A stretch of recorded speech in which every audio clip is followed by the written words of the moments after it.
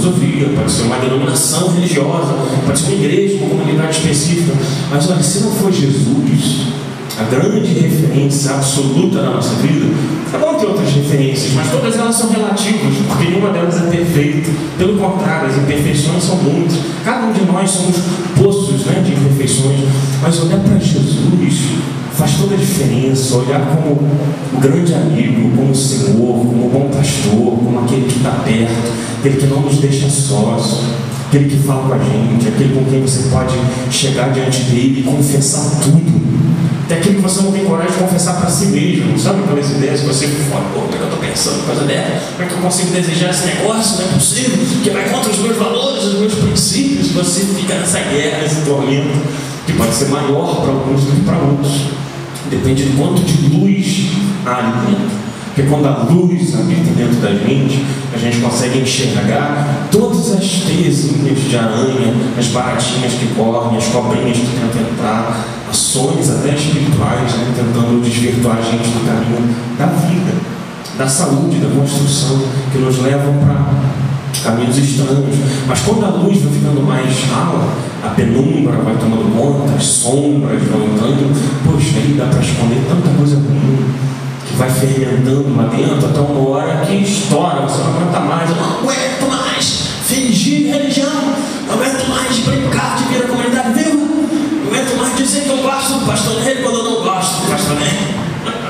Não gosto mais, não sei como é que eu consigo mais abraçar, todo mundo parece um farisaísmo, essa coisa toda, se dizendo irmão, se dizendo família, querida, não sei o que, eu não sinto isso. Tem essa coisa complicada de sentir. As pessoas vivem muito uma era de sensações, de impressões emocionais. Então não basta aquilo que é, precisa parecer ser. Então se você não sente, e eu sei que isso é um drama para muita gente. Não estou sentindo vontade de ir à igreja, não estou sentindo vontade de congregar, não estou sentindo aquela alegria no meu casamento, enfim, as aplicações são muitas, porque o nosso coração é enganoso, é volúvel. Nossas emoções são sujeitas a processos químicos, né, serotonina e sensações, prazer, recompensa, químicas específicas do cérebro, que afetam profundamente o nosso humor e a forma como a gente percebe tudo, como a gente capta. Às vezes a realidade é um paraíso, está tudo muito bom, mas a gente consegue demonizar a situação, transtornar um casamento, pode estar tudo maravilhoso, tudo perfeito em ordem. Você começa a ver coisas que não existem alucinadamente e brigar profundamente com o seu parceiro por coisas que só você está vendo, uma coisa meio esquizofrênica assim. Por quê? Porque sonhos rolaram na sua cabeça de noite, você imaginou ele com uma outra, que você morre de ciúmes dela, ou vice-versa. Enfim, tanta coisa estranha acontece. E aí, assim, já que a realidade de todos nós é uma coisa tão mais complicada, que a gente só consegue de fato ajudar mais se a gente se aproximar uns dos outros, se a gente fizer aquilo que a gente fez, aquele de tocar no outro, até de uma forma simbólica, se orar pelo outro. Essa dimensão mais complexa da vida e mais detalhada, que são as grandes questões, né? A maioria do que nos afeta e pode nos derrubar, ou entristecer, ou perturbar, tem a ver com detalhes, não tem a ver com questões tão estruturais assim, que de repente está tudo mais ou menos resolvido. Agora, no detalhe, que a coisa, né, aquela pedrinha no sapato que você calçou e, pô, que saco, o sapato era tão bom, tão lindo, vi na loja, estava comprando uma pedrinha, um detalhezinho ali, torto, perdão, um pedaço do seu pé, que não te causa uma grande tortura. Mas para trabalhar nesse nível de detalhes, a gente precisa uns dos outros.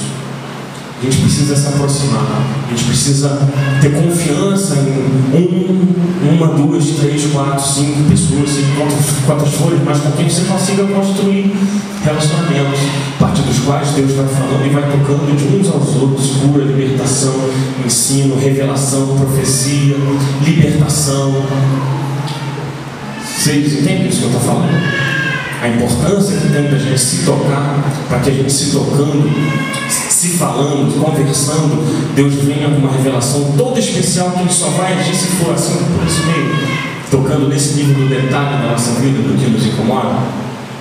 E aí, assim, deixando como uma recomendação para este ano, né, que a gente está ainda no início, e muita coisa a gente pode aproveitar bem ou mal, nosso tempo, nossos recursos, o dinheiro, as possibilidades, oportunidades que a vida profissional nos dá, ou os relacionamentos que a gente tem, ou que a gente quer ter. recomendações assim para o nosso coração, eu queria ler um texto com vocês em Hebreus. Eu acho um dos livros mais fantásticos, que eu mais gosto assim, da palavra de Deus. A gente podia ler esse tipo de recomendação que o autor aos Hebreus está dando para os seus leitores já há tanto tempo, né? 2000 anos quase que foi escrito. E para o nosso coração, como se fossem recomendações de Deus para a nossa vida, para as nossas complicações, para as nossas crises, conflitos, ambiguidades. Capítulo 12, Hebreus 12.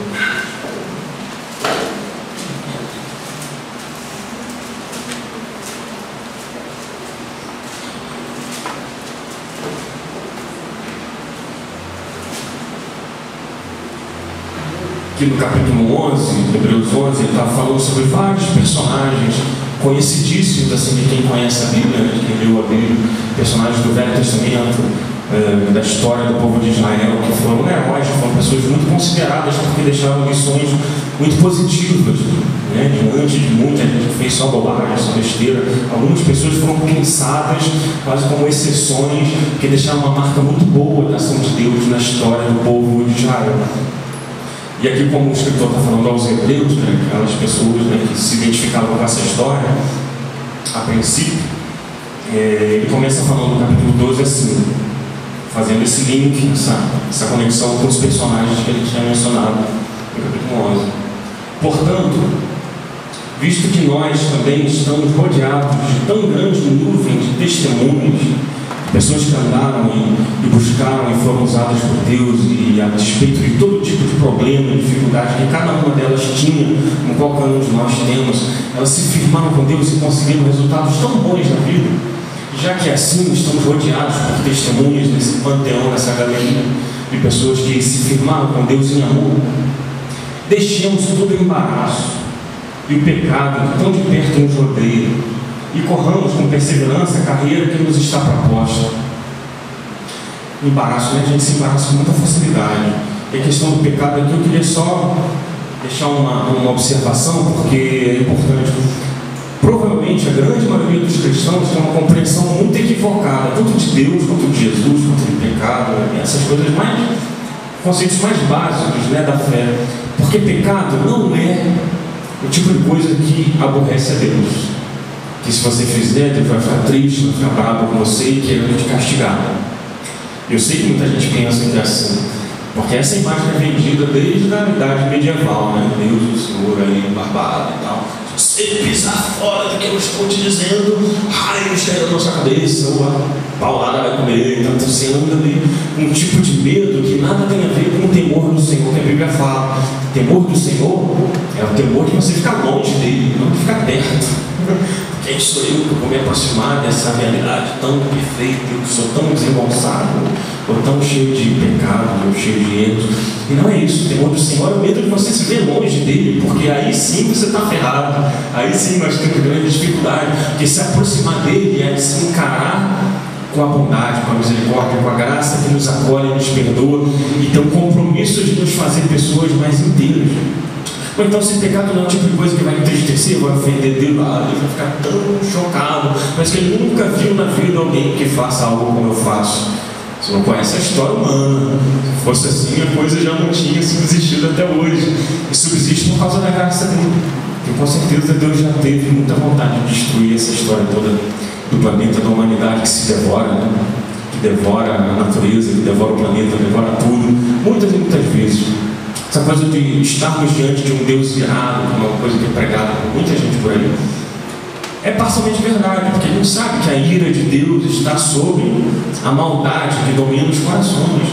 Porém, a vontade de Deus é ir até o último momento na esperança de que cada um de nós, cada uma das pessoas que habitar esse planeta, em qualquer região, em qualquer canto, possam ser alcançados e cativados pelo amor que vem dele, serem transformados e passarem a ser pessoas que amam também, que abrem mão do seu eu, da sua vontade, para fazer a vontade daquele que é Senhor, não déspota, não ditador, mas amoroso.